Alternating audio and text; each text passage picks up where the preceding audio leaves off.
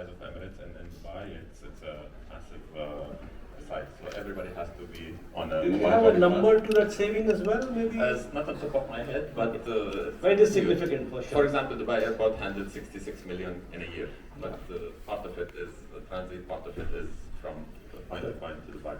So yeah, you can imagine the size of those printing this massive number of boarding passes. Everyone has to have it now on his mobile. It can be sent on email or on, you can view your boarding pass on the mobile. So that's a lot of cost saving, and at the same time, more of a secure for the customer, so he doesn't lose it or anything. So yeah, this is just an example of many.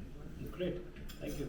I'll just, maybe Rakesh, I'll just come back to you as a continuation of that. So, one of the things like Mohammed just talked about, there's a good initiative, you've gone paperless on the boarding pass, but many of us thinking everything, it's happened in Dubai, can it happen here, so the question that comes to mind is, these best practices sometimes, are they scalable, can you do them across geographies? I mean, give us an example from your side, you're running across regions, across different markets, initiatives where you've actually made these work across geographies, scalability is there, those kind of examples.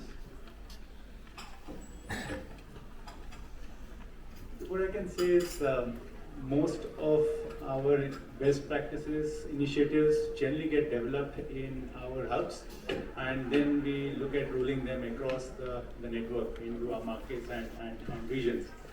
When you look at these best practices, what are they? I mean, mostly best practices would be centered around customer experience, improving customer experience, will be centered around improving operations efficiency, and in fact some of them also will be centered around addressing environmental concerns.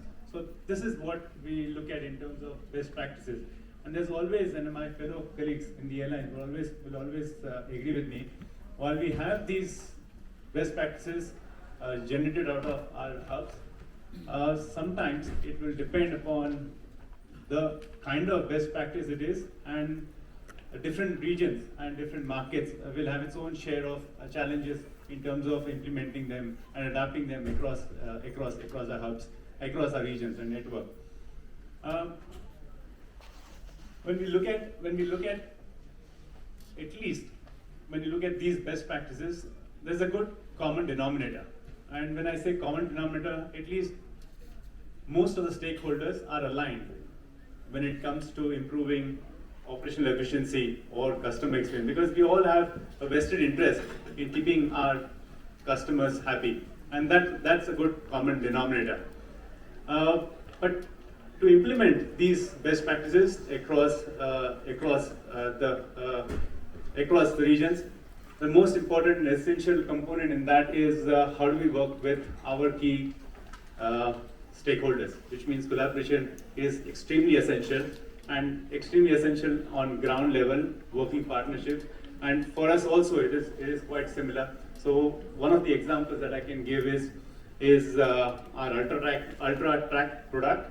I'm talking about on the cargo side of things, but that's a good example.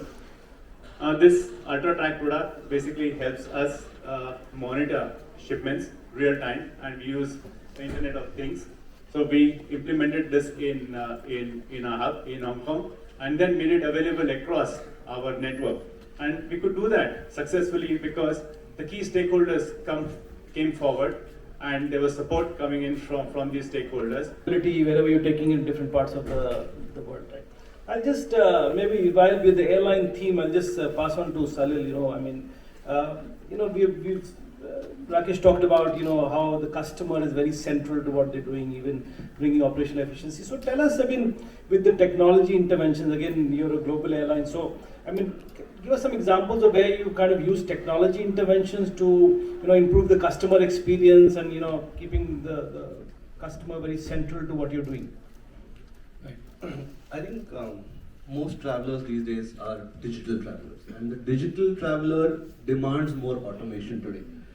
They're asking for lesser dependencies, lesser touch points, and more owning of the options that they can. And really, to enable that, it's important to go through the journey right from booking till post travel, and kind of see where you can overhaul and improve the passenger experience through technology. So for example, you start at the booking level, right?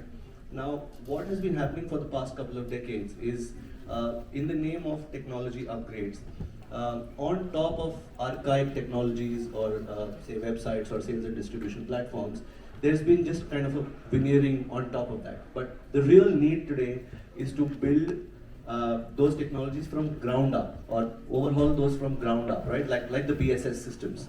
And that's where the true transformation will happen. And that's where we are investing our monies and our priorities into.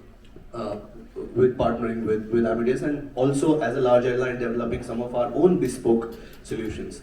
At the same time, another topic for the industry to think about maybe is that while we did transition in the past 2 to 3 decades from paper-based technology to digital, but the modalities were still based, or the structures were still based on what came from paper. Okay, so we still operate on TTY or EDIFACT logs, which came from the telex machines, right? The internet uses very different protocols, and there is an opportunity to kind of radically transform our technologies, and therefore the customer experience will also grow manifold, because we are sitting on archaic technologies and just adding layers on top of that. I think that needs to go away, and we need to build from ground up. That's the booking cycle of it, booking part of it, right? Once you move to the airports, another thing that's a common theme from a lot of passengers is they don't like to stand in lines, and that's something that has not been reimagined till date. So most of you might know we are coming up with a new midfield terminal at Abu Dhabi that launches on 2nd of December, which is the